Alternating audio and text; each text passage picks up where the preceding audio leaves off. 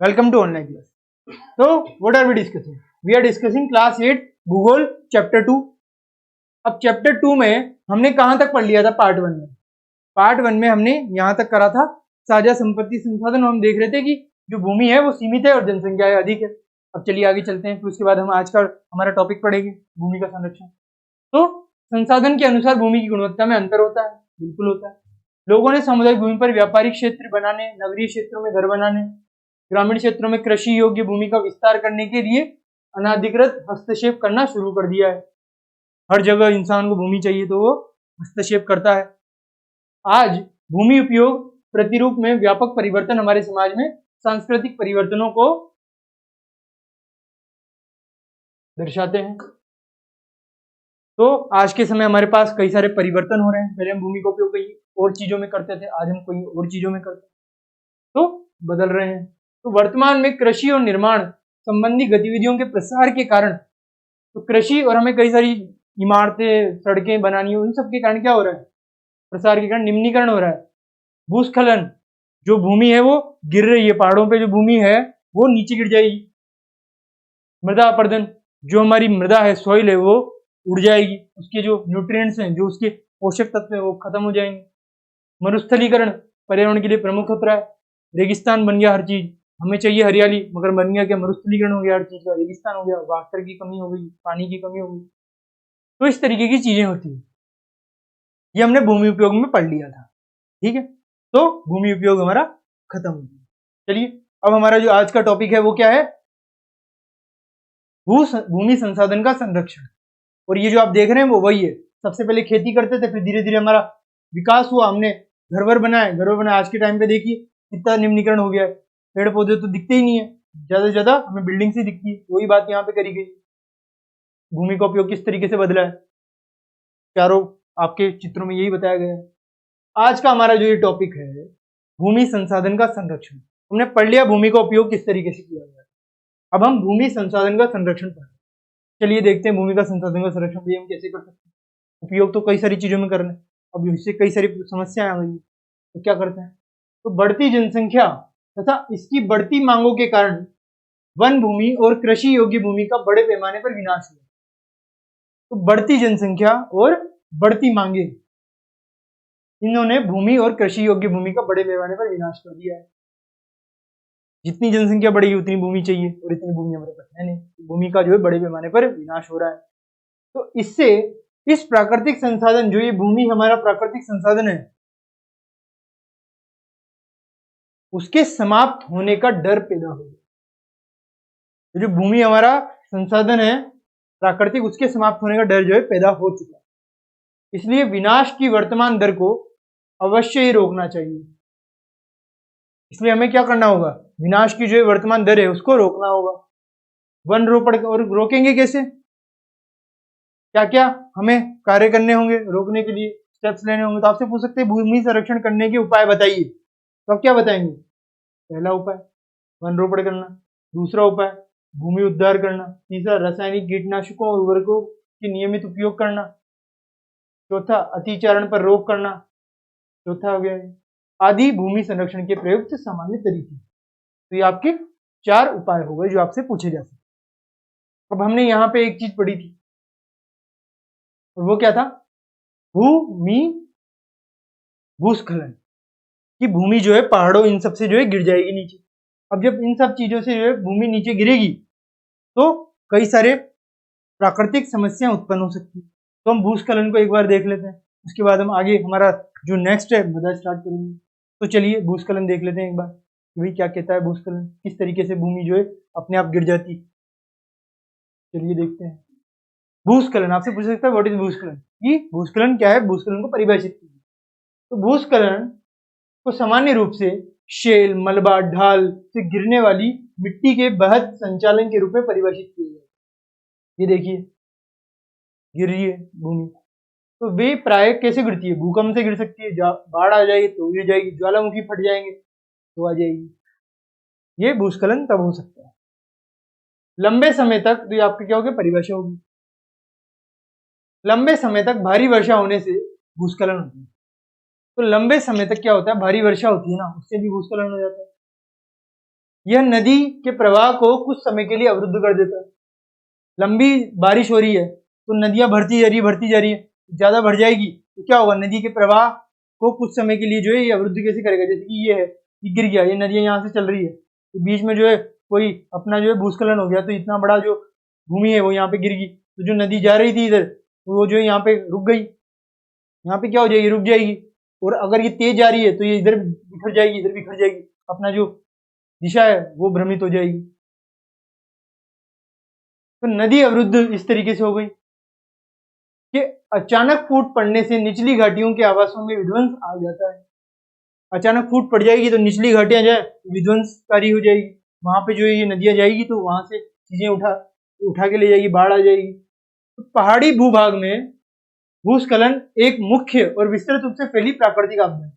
पहाड़ियों में इस तरीके से जो भूमि है वो नीचे गिर जाती है कभी कभी, तो कारण भूकंप, बाढ़, ज्वालामुखी, जो प्राय जीवन और संपत्ति को आघात पहुंचाते हैं और चिंता का एक मुख्य विषय बिल्कुल है।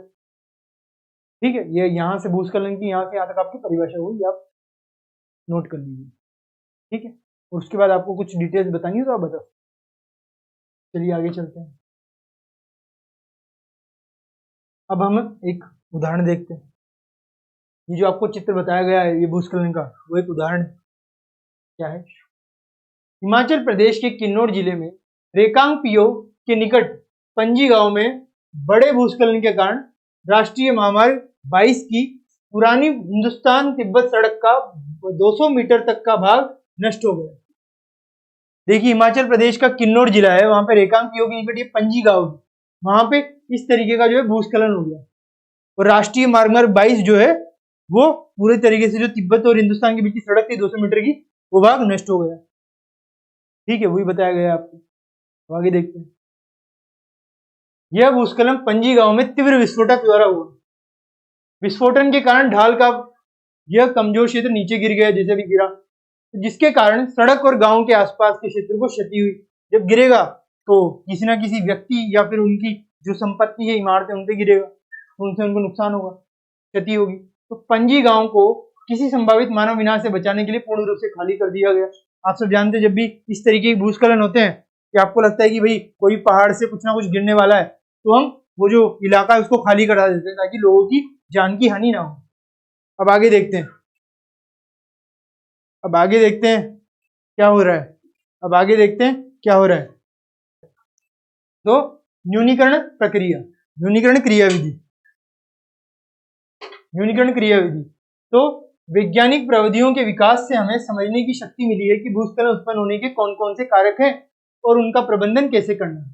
भूस्खलन को रोकने की कुछ प्रविधियां निम्न है। भूस्खलन को रोकने की कई सारी जो है प्रविधियां होती है। भूस्खलन को रोकने की क्या होती है, कई सारी प्रविधियां होती है। ठीक है, तो ये हो गई। इनको हम कैसे रोक सकते हैं। पहला, भूस्खलन प्रभावित क्षेत्रों का मानचित्र बनाकर इसमें प्रभावित होने वाले स्थानों को इंगित करना और इस प्रकार इन क्षेत्रों को आवास बनाने के लिए छोड़ा जा सकता है। तो पहले तो चिन्हित कर देंगे कहाँ कहाँ भूस्खलन आ सकते हैं। तो जैसे ही चिन्हित कर देंगे तो भाई इन सब क्षेत्रों में हम आवास ना बनाए, ये तो देख ही लेंगे। भाई आवास नहीं बनाओ, अगर बना देंगे तो भूस्खलन होने का खतरा रहेगा, जान माल हो जाएगा। तो आपका पहला आप ये कर सकते हैं, इससे रुक जाएगा, भूस्खलन में से जो हानि होगी वो कम हो जाएगी।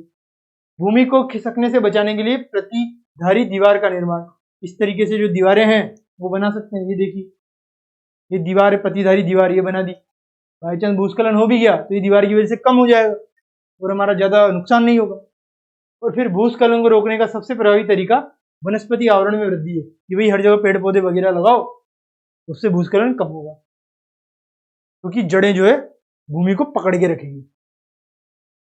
सतही अफवाह तथा झरना प्रभाव के साथ साथ भूस्खलन की गतिशीलता को नियंत्रित करने के लिए पृष्ठीय अफवाह नियंत्रण उपाय क्रियान्वित किए जाए कि जो झरने हैं वगैरह उनसे जो भूमि है वो खिसकती है, उससे रोकने के लिए हमें कुछ नियंत्रण के उपाय अपने साथ रखने होंगे। इन सबसे हम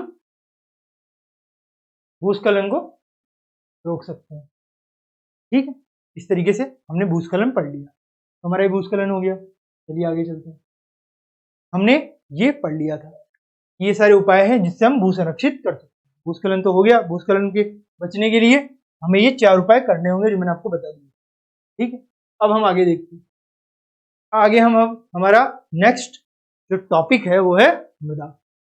अब हम मृदा की बात करेंगे कि भाई मृदा जो हमारी सॉइल है वो किस तरीके की है भाई, वो बात करेंगे। चलिए बात करते हैं। मृदा पृथ्वी के पृष्ठ पर दानेदार कणों के आवरण की पतली परत मृदा कहलाती है। तो पृथ्वी के पृष्ठ पर दानेदार जो कण हैं उन्हों के आवरण की जो पतली परत है वो मृदा कहलाती है। जो पृथ्वी का सरफेस है उस पे जो है दानेदार कण होते हैं और वो जो है हमारी मृदा कहलाती है, पतली मृदा कहलाती है। तो अच्छी परिभाषा होगी। आपसे पूछा जा सकता है मृदा से आप क्या समझते हैं, तो मृदा क्या होती है, तो आप यहां से यहां तक बता देंगे, आपको 1 नंबर आराम से मिल जाएगा। चलिए आगे चलते हैं। यह भूमि से निकटता से जुड़ी हुई है। ये देखिए ये जो है भूमि से निकटता से जुड़ी हुई है। आप सब जानते हैं भूमि है, उसके ऊपर कई सारे जो इस तरह की पतली परत है वो भूमि से एकदम चिपकी हुई है, जुड़ी हुई है। स्थल रूप मृदा के प्रकार को, और जो स्थल रूप है, स्थल मतलब जो ये सरफेस वाला रूप है जो हमारा पृथ्वी के निर्धारित करता है। तो स्थल रूप जो है मृदा के प्रकार को निर्धारित करता है। हमारा जो स्थल रूप है ना वो मृदा के प्रकार को निर्धारित करता है, ये ध्यान रखिए, स्थल रूप निर्धारित करता है। आगे चलते हैं। मृदा का निर्माण चट्टानों से प्राप्त खनिजों और जैव पदार्थ तथा भूमि पर पाए जाने वाले खनिजों से होता है। मृदा जो सॉइल है उसका निर्माण किस तरीके से होगा, तो चट्टानों में कई तरीके के खनिज मिलते हैं उनसे होता है, और जैव पदार्थ से होता है तथा भूमि पर पाए जाने वाले खनिजों से होता है। एक तो चट्टानों में कुछ खनिज पा रहे हैं उससे, भूमि में कुछ खनिज है उससे, और जैव पदार्थ मतलब जो जीवित पदार्थ है उनसे, ये हमारी मृदा बनती है। जीवित मतलब कई सारे बैक्टीरियाज हो गए, कई सारे जो है आपके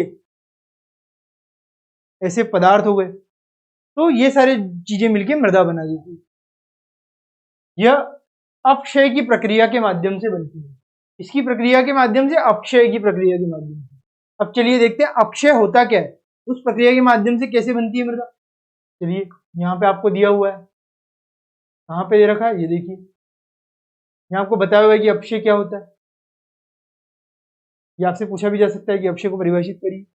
तो तापमान परिवर्तन, जब तापमान परिवर्तित होता है, तुषार क्रिया होती है, पौधों, प्राणियों और मनुष्य द्वारा अनावृत शेलों का टूटना और क्षय होना, तो जो भी चीजें इस तरीके की होती है उन्हें हम अपक्षय कहते हैं। कि तापमान परिवर्तित हो गया, अचानक पेड़ पौधे जो है अलग ही व्यवहार कर रहे हैं, मानव द्वारा कई सारे जो चीजें हैं उनसे हमारा नाता टूट रहा है, तो ये सारी चीजें मृदा के लिए अपक्षय का कारण बनती है। तो ये इसकी परिभाषा हो गई। आपसे पूछा जा सकता है 1 नंबर में आपका आंसर आ जाए। ठीक है, समझने में आया सब। चलिए आगे चलते हैं। हमने अपक्षय देख लिया, तो इस तरीके से अपक्षय की प्रक्रिया से ये जो मृदा बनती है, तापमान बदलेगा तो मृदा जो है अलग तरीके से व्यवहार करेगी। मानो इसमें कुछ और डालेगा, हमारा जो वेस्ट है वो भी जाएगा, तो ये प्रक्रिया बनेगी। तो इस तरीके से अपक्षय हो होके ये हमारी जो मृदा है वो बनती जाती है। ठीक है, भूमि में अपक्षय होते हैं इन सब चीजों से। आप तो जानते हैं एनिमल्स का वेस्ट कहाँ जाता है, पृथ्वी में, और पृथ्वी में जाता है तो मृदा जो है इस तरीके की बन जाती है, वहां पेड़ पौधे उग सकते हैं। तो इस तरीके के माध्यम से, अपक्षय के माध्यम से मृदा बनती है। अब खनिजों और जैव पदार्थों का सही मिश्रण मृदा को उपजाऊ बनाता है। और अगर ये खनिजों और जैव पदार्थों का सही मिश्रण मृदा को उपजाऊ बनाता है, वो देख लीजिए। तो खनिजों और जैव पदार्थों का सही मिश्रण मृदा को उपजाऊ बनाता है। कई तरीके के जो खनिज होते हैं ना उनको और जैव पदार्थों का सही मिश्रण करेंगे तो वो मृदा को उपजाऊ बना देगा। ठीक है, चलिए बना दिया। आगे चलते हैं। मृदा के बारे में हम बात कर रहे हैं, तो ये अपक्षय की प्रक्रिया के माध्यम से बनती है। देख लिया, मिश्रण जो है मृदा बना देता है। मैंने आपको बताया मृदा का निर्माण इन सबसे ही होता है। खनिज और जैव पदार्थ है इसको उपजाऊ बना देते हैं, जिससे पेड़ पौधे उग जाते हैं। अब हम क्या देखेंगे, अब हम देखेंगे मृदा निर्माण को प्रभावित करने वाले कारकों को संक्षेप में। तो मृदा को प्रभावित करने वाले कारण हमने कई सारे देखे। क्या देखा पहला, तो ये देखिए यहाँ पे पहला क्या था कि जनक शेल ये जो कारक है मृदा को निर्माण करने वाले वो देखिए, जनकशैल, रंग, गठन, रासायनिक गुणधर्म, खनिज, मात्रा, पारगम्यता को निर्धारित करती है।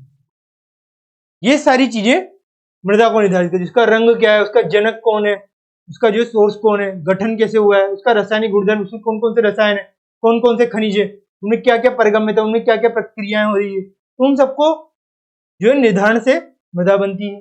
और इसका हम दूसरा कारक भी देखते हैं, क्या है, उच्चावच तुंगता और ढाल मृदा के संचय को निर्धारित करती है। तो उच्चावच तुंगता और जो ढाल मृदा है उसके संचय को मृदा से निर्धारित कर दिया जाता है। ठीक है, उच्चावच मतलब ऊपर की चीजों की बात है, ऊपर जो ढाल होती है कई सारी मृदाओं की, उनकी बात हो रही है। और यहाँ पे वनस्पतियों की बात हो रही है अगले में, कि वनस्पति जात, प्राणी जात, मतलब वनस्पति जात मतलब कई सारे पेड़ पौधे, प्राणी जात जैसे हम, जैसे जीव जंतु, और सूक्ष्म जीव जैसे बैक्टीरिया, जैसे ह्यूमस निर्माण की दर को प्रभावित करते हैं। तो ह्यूमस जो है प्रभावित करता है। ह्यूमस में कई तरीके इस तरीके के बैक्टीरिया होते हैं, सूक्ष्म जीव होते हैं, जो मृदा की निर्माण की प्रक्रिया है उसको प्रभावित करता है। प्रभावित करता है मतलब फैक्टर्स कौन कौन से मृदा को जो प्रभावित कर सकते हैं। तो ये सारे हमारे फैक्टर्स या प्रभावित करने वाले कारक हैं। फैक्टर मतलब कारक। तो आपसे पूछा जा सकता है कि मृदा को प्रभावित करने वाले कारक कौन कौन से होते हैं, तब आप ये सारे के सारे कारक लिख दीजिए। 3 तो हमने पढ़ लिए, अब हम चौथा पढ़ते हैं। जलवायु, तापमान, वर्षा, अपक्षय जो अभी हमने पढ़ा, ह्यूमस निर्माण की दर को प्रभावित करते हैं। ये सारे क्या करते हैं, निर्माण की दर को प्रभावित करते हैं। जलवायु जो बदलती रहती है, तापमान जो आज कम है तो कल ज्यादा हो सकता है, वर्षा जो आज कम है तो कल ज्यादा हो सकती है, अपक्षय जो कई सारी जो चीजें हैं, तापमान, इन सबको अगर हम मिला दे तो अपक्षय बनता है। तो अपक्षय से ही हमारी मृदा बनी है। कई सारे जो यहाँ पे जो मिट्टी है वो रेन से, बारिश से, कई सारी चीजों से हमारी यहाँ पे आती गई और हमारी जो मृदा है वो बनती गई। तो इस तरीके से ह्यूमस जो है वो मृदा को प्रभावित करते हैं निर्माण में। अब हमारा ये लास्ट कारक क्या है, चलिए देखते हैं। लास्ट कारक है समय। समय भी बहुत ज्यादा जरूरी है। ऐसा तो नहीं मृदा में खनिज एक दिन में बन जाते हैं, कई समय लगते हैं। मृदा बनने में भी कई समय लगते हैं, उसे कई तरीके के पोषण चाहिए होते हैं। तो मृदा परिच्छेदिका की मोटाई को निश्चित करता है। तो समय जो है ना वो मृदा परिच्छेदिका की, ये मृदा है, जैसे ये मृदा है, अब आज इसकी जो मोटाई है वो 10 साल बाद, 20 साल बाद वैसी मोटाई होगी? तापमान बदल रहा है, सारी चीजें बदल रही है, तो इसकी मोटाई भी तो बदलेगी। तो वही बता रहा है कि समय के साथ साथ मृदा की मोटाई, हर चीज बदलती रहती है। तो समय जो है इसकी मोटाई को निश्चित बनाता है कि इस समय में ये मोटाई होगी, उस समय में वो मोटाई होगी। तो ये सारे मृदा को प्रभावित करने वाले कारक, मृदा की किस तरीके की जो है होगी, वो सारे कारक जो है ये उसको प्रभावित करते हैं। ठीक है, ये हमने देख लिया, इसमें कोई किसी को परेशानी नहीं है। ये आपसे पूछा जा सकता है मृदा को प्रभावित करने वाले कारक। पहला कारक ये क्या है, ये हमारा पहला कारक है, ये हमारा दूसरा कारक, ये हमारा तीसरा कारक, ये हमारा चौथा कारक, ये हमारा पांचवा कारक। कौन सा? पांचवा कारक। ठीक है, तो हमारे 5 कारक हो गए मृदा को प्रभावित करने वाले। ठीक है, यहाँ से कोई किसी को कोई परेशानी नहीं है। चलिए आगे बढ़ते हैं। अब हम देखेंगे क्या, मृदा निर्माण के कारक। क्या देखेंगे? मृदा निर्माण के कारक, कारकों के बारे में देखेंगे। चलिए देखते हैं। ये तो हमने देखा था मृदा निर्माण को प्रभावित करने वाले। अब मृदा निर्माण के कारक कौन से? अगर आपसे पूछा जाए मृदा निर्माण के कारक, तो आपको ये नहीं लिखना, आपको तभी लिखना होगा ये जो अभी हमने बताया कि मृदा निर्माण के को प्रभावित करने वाले कारक कौन से। अब हम हमारा जो नेक्स्ट टॉपिक है वो बिल्कुल अलग है। हमें मृदा निर्माण के कारक बताने, मृदा निर्माण किन किन कारकों से होती है। तो मृदा निर्माण के मुख्य कारक हैं जनकशैल का स्वरूप, जल याविका कारक। जल याविका कारक और जनकशैल का स्वरूप मतलब किस तरीके का जो है उसका सोर्स है, उसका जो सोर्स है वो किस तरीके का है, उसका स्वरूप क्या है, इस तरीके का है, इस तरीके का है, इस तरीके का है, किस तरीके का स्वरूप है वो। और जलवायु का जो हमारा क्लाइमेट है वो कैसा है। बारिश ज्यादा हो रही है तो अलग तरीके की सोइल होगी, ये मृदा अलग तरीके की होगी, बारिश कम है तो अलग तरीके की। जलवायु भी जो है वो एक कारक है। तो आपके 2 कारक हो गए, एक तो ये स्वरूप जनशैल हो गया और ये जलवायु का कारक हो गया। ये दो आपके कारक हो गए जो मृदा निर्माण के कारक हैं। अब ये तो हमें कारक पता लग गए। अब मृदा निर्माण के अन्य कारक जो है वो स्थलाकृति है, वो स्थलों की जो है इस तरीके की आकृति है, और जैव पदार्थ जो भी जीवित पदार्थ है, बैक्टीरिया, जीव जंतु, उनकी भूमिका और मृदा निर्माण के संगठन में लगा समय भी बहुत ज्यादा, मृदा निर्माण में समय बहुत ज्यादा जरूरी है, तो ये भी एक कारक है। अलग अलग स्थानों में ये भिन्न है। और क्या है, अलग अलग स्थानों में ये भिन्न भिन्न है। एक स्थान पे कुछ और था, दूसरे स्थान पे कुछ और होगा, तो ये अलग अलग स्थानों पे अलग अलग होते हैं। ये हमारे क्या हो गए, मृदा निर्माण के कारक हो गए। ठीक है, सबको समझ में आया, कोई दिक्कत नहीं है। चलिए आगे चलते हैं। हमारे मृदा निर्माण के कारक हो गए। मृदा निर्माण के कारक के बाद अब हम करेंगे क्या, मृदा का निम्नीकरण और संरक्षण। अब हम क्या करेंगे, मृदा का निम्नीकरण करेंगे और संरक्षण करेंगे, और इसके उपाय देखेंगे। भाई उपाय कितने हैं, तो चलिए देखते हैं। मृदा अपर्दन, मृदा अपर्दन मतलब भूमि जो है उसकी जो उसके अंदर पोषक तत्व हैं उनकी कमी हो रही है, मृदा अपर्दन उसे कहते हैं। मतलब निम्नीकरण भी बोल सकते हैं हम, या क्षीणता, उनकी कमी। मृदा संसाधनों के लिए दो मुख्य खतरे हैं, तो एक तो क्षीणता हो गया, एक मृदा अपर्दन हो गया। ये दो खतरे हैं हमारे मुख्य, ये हमारे क्या है, दो मुख्य खतरे हैं, मृदा अपर्दन और क्षीणता, मतलब कम होना, मृदा का पोषक तत्व कम होना। ये दो खतरे हमारे मृदा निम्नीकरण के। चलिए आगे चलते हैं। मानवीय और प्राकृतिक दोनों ही कारकों से मृदाओं का निम्नीकरण हो सकता है। तो जो मृदा होती है ना, उसका निम्नीकरण मानवीय कारक जो हमने पढ़े थे और प्राकृतिक कारक, उन सबसे भी हो सकता है। मैंने आपको बताया अभी थोड़ी देर पहले, मानवीय कारक कौन से होते हैं, प्राकृतिक कारक कौन से होते हैं। प्राकृतिक कारक हो गया हमारे जो वर्षा होती है वगैरह, और मानवीय कारक कई तरीके के होते हैं। हमारी जो प्रौद्योगिकी है, जनसंख्या है, वो भी कारक है मृदाओं के निम्नीकरण के, क्योंकि प्रौद्योगिकी से हमने कई तरीके की इरिगेशन की टेक्नोलॉजी ली है। तो ये सारे कारक होते हैं मृदा निम्नीकरण, जो हमने देख लिए हैं, जो हमें यहाँ पे देखने हैं। ठीक है, ये हमारे दो खतरे हमने देख लिए। तो मृदा के निम्नीकरण में सहायक कारक, आपसे पूछ सकते हैं मृदा के निम्नीकरण में कारक कौन कौन से। तो पहला कारक है वनोन्मूलन, मतलब वनों को जब काटा जा रहा है। अतिचारण, बहुत ज्यादा चारण किया जा रहा है, मतलब जितने भी पशु हैं उनको कहीं से कहीं ज्यादा जो है चारित किया जा रहा है। मैंने आपको बताया था अपनी पिछले पार्ट में, कितना ज्यादा कई सारे देश जो है चारण में अपने अपने भूमि का उपयोग करते हैं, अतिचारण कर देते हैं, तो उससे भी भूमि का निम्नीकरण हो जाता है। अब रासायनिक उर्वरकों और कीटनाशकों का अत्याधुनिक मतलब अत्यधिक उपयोग, आप सब जानते हैं आज के समय हमारा फल सब्जी जितनी भी चीजें हैं उन सब में रासायनिक पदार्थ मिले हुए हैं। क्यों? क्योंकि हम उन सबसे ही तो उन चीजों को उगा रहे हैं, और अगर हम ज्यादा उपयोग करेंगे तो उनसे हमारी जो भूमि है उसकी जो क्वालिटी है, जो उसकी अच्छाइयां हैं, जो उसके पोषक तत्व है, वो कम हो जाएंगे। ठीक है, वर्षा आएगी, भूमि को उड़ा के ले जाएगी। भूस्खलन, मैंने भी आपको बता ही दिया भूस्खलन क्या होता है। बाढ़ भी यही करती है। मृदा संरक्षण की कुछ विधियां निम्न प्रकार। अब हमने देख लिया मृदा निम्नीकरण के बारे में, यहां से लेकर यहां तक मृदा निम्नीकरण क्या था, मृदा निम्नीकरण। अब हम देखेंगे मृदा संरक्षण की कुछ विधियां, कि कौन कौन सी मृदा संरक्षण की विधियां होती हैं, वो हमें देखनी है। सबसे पहली क्या है, सबसे पहली है मल्च बनाना। सबसे पहली क्या है, सबसे पहली है मल्च बनाना, कि भाई मल्च जो है वो किस तरीके से बनता है, वो हमें देखना है। ये जो हमारी विधियां हैं, मल्च बनाना, और इसके बाद हम आगे एक और विधि हमारी क्या, वेदिका फार्म, और फिर क्या है समोच्च रेखीय जुताई और रक्षक मेघुलायन। ये जो है हमारे प्रमुख विधियां हैं। ठीक है, ये हमें पढ़नी है। ये जो हमारी संरक्षण के उपाय हैं ये हम हमारे नेक्स्ट चैप्टर में करेंगे। इस चैप्टर में हमने सिर्फ मृदा निम्नीकरण के ये कारक पढ़े हैं। ठीक है, ये हमने देख लिए। अब आपको एक होमवर्क दिया जाएगा। ये सब हमने देख लिया मृदा निम्नीकरण के कारकों का भी। अब आपको होमवर्क में कुछ चीजें करनी होगी। क्या करना होगा, अब आप सब यहाँ पे देखिए क्रियाकलाप दिया हुआ, ये क्रियाकलाप भी आपको देखना होगा। चलिए देखते हैं। क्योंकि आपको करना है आपके होमवर्क में, ये आपका होमवर्क है। इसके साथ साथ यहाँ पे आपको कुछ एक और चीज जानने को भी मिलेगी कि भारत में जलोढ़, काली, लाल, लेटराइट, मरुस्थलीय और पर्वतीय प्रकार की मृदाएं हो सकती है।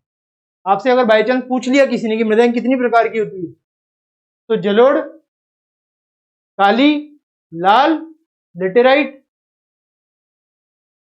मरुस्थलीय और पर्वतीय, इतने प्रकार की मृदा होती है। अब हमें विभिन्न प्रकार की मृदाओं की एक एक मुट्ठी एकत्रित कीजिए और निरीक्षण कीजिए कि वे किस प्रकार एक दूसरे से भिन्न। तो आप मुट्ठी तो एकत्रित कर नहीं सकते, तो आप सब इसको रिसर्च कीजिए, गूगल कीजिए और इन सबके बारे में, जलोढ़, काली, लाल, लेटराइट, मरुस्थलीय, पर्वतीय, इन सब मृदाओं के बारे में जानकारी लीजिए।